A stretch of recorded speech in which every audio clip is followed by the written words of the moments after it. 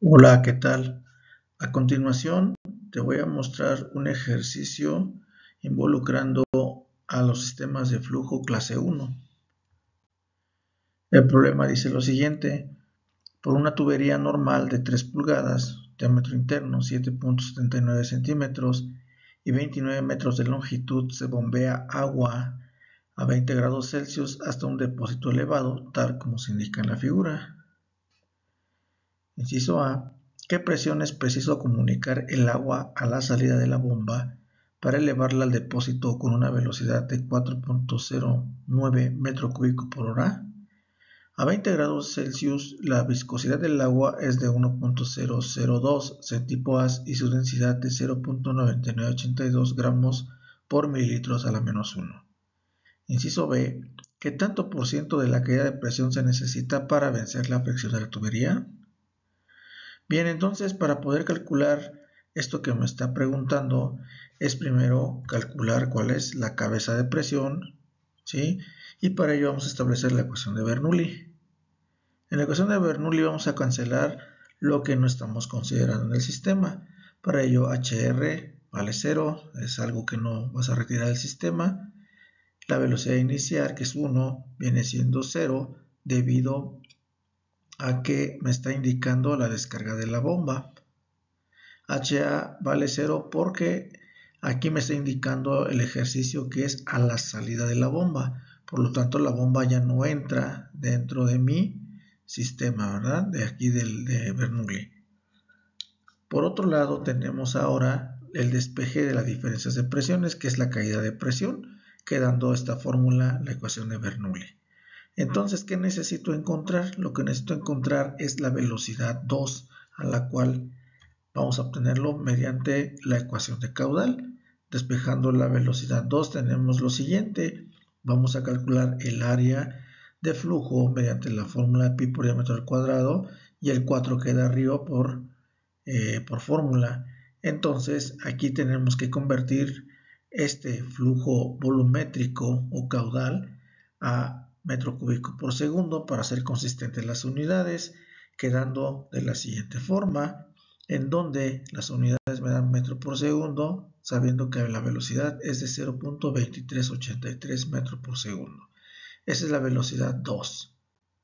Por lo tanto, ya tenemos calculada la velocidad. Ahora vámonos con el número de Reynolds. Para el número de Reynolds tenemos diámetro, velocidad por densidad por cada viscosidad. Entonces tenemos aquí ya sustituido Reynolds, en donde el diámetro está dado en metros, la velocidad en metros por segundo, la densidad hay que convertirla a kilogramo por metro cúbico mediante estos factores de conversión.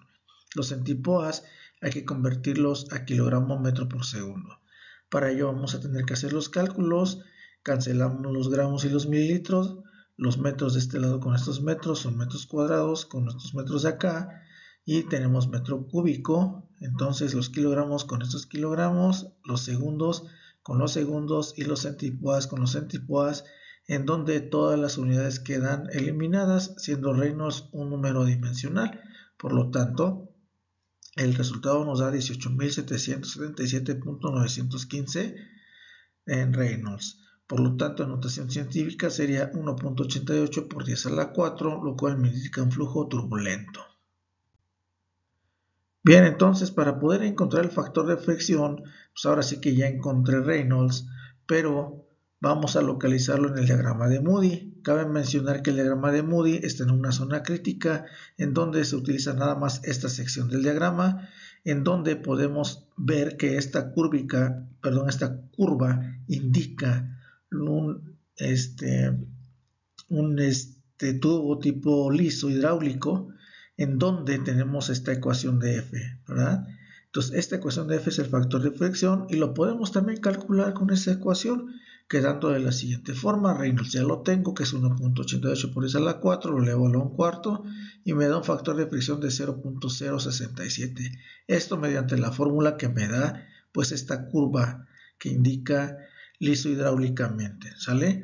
Entonces, si vamos a localizarlo en el diagrama de Moody, vamos a localizar Reynolds, que es aproximadamente a 2 por 10 a la 4, me desplazo a la izquierda, encontrando un factor de fricción de 0.0 0.67. Entonces, ya calculando anteriormente, tenemos ahora sí que calcular las pérdidas menores, HL.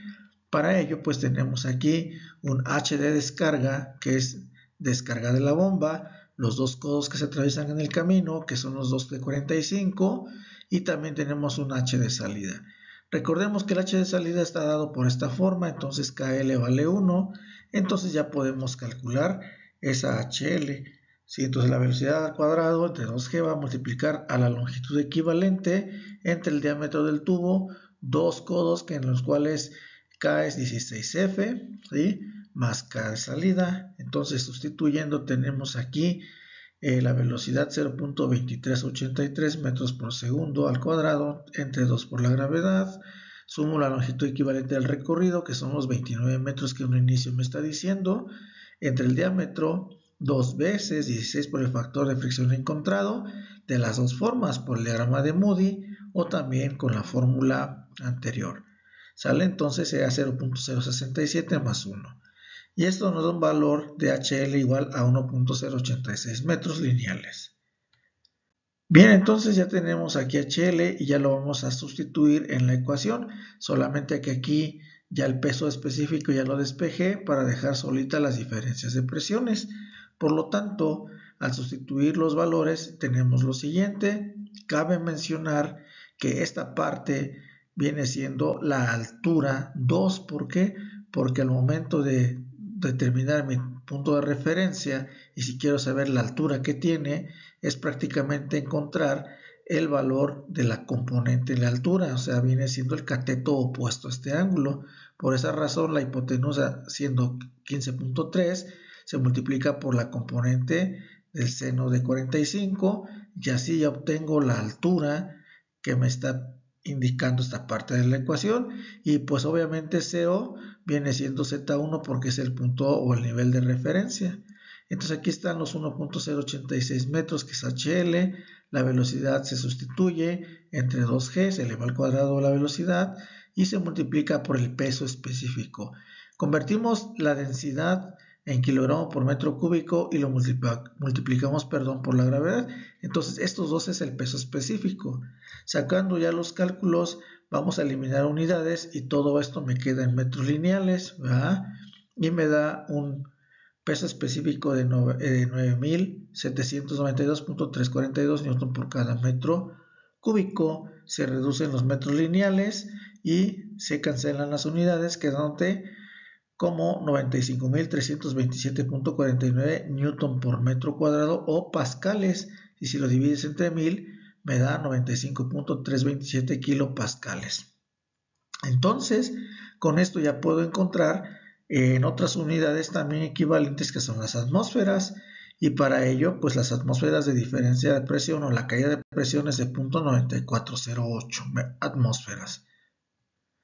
Ahora bien, entonces, si nosotros ahora queremos despreciar a las pérdidas menores, aquí ya no aparece en mi balance, ¿verdad? En mi ecuación, entonces nada más quito las pérdidas menores HL y me da un valor de, bueno, aquí cancelando unidades, aquí ya no tengo las pérdidas por fricción, me queda 10.8208 metros lineales, que multiplica el peso específico y te quedan pascales. ¿Cuántos te quedan? Te quedan 105.960.974 o 105.96 kilopascales. Obviamente se hace un poco más la presión. ¿Por qué? Porque no hay fricción entre pues las medidores, ¿verdad? Por eso se ve un poquito más elevado. Esto pasa más con presurización. Entonces es lógico que si no consideras tú esa caída de presión cuando la fricción no está, entonces va a haber más presión, pero obviamente como hay fricción, entonces hay un impedimento fluir, por eso es que en el anterior es menor. Entonces, si nosotros sacamos esto, convirtiéndolo en atmósferas, me da 1.04, y si saco la relación de qué tanto porcentaje de esto necesito para vencer la fricción, pues es un valor del 90.5% aproximadamente. Entonces ya con esto queda resuelto este problema. Hay que notar que pues te pide cuándo hay fricción y cuándo no hay fricción, siendo un clase 1 debido a que te pide las caídas de presiones, ¿sale? Entonces, en resumen, recuerda que tienes que establecer tu ecuación de Bernoulli, tienes que cancelar lo que no te va a servir o lo que no está considerado en el sistema. Este es el sistema internacional, hay que saberlo manejar, y algo bien importante también debes tomar en cuenta que en las diferentes alturas, esto de aquí que te marca el esquema no es la altura se define con el ángulo de inclinación para sacar esa componente. Entonces, ¿qué otra cosa? Bueno, otra cosa muy importante es que puedes dejarlo en kilopascales o en atmósferas de presión, ¿sí? Entonces ya con esto queda resuelto este problema, y pues más adelante te voy a poner otros ejercicios más de clase 2 y 3 que quedan pendientes. Sin embargo, hay uno que otro aquí en este canal, puedes consultar. Muchas gracias por tu atención y pues nos estamos viendo pronto.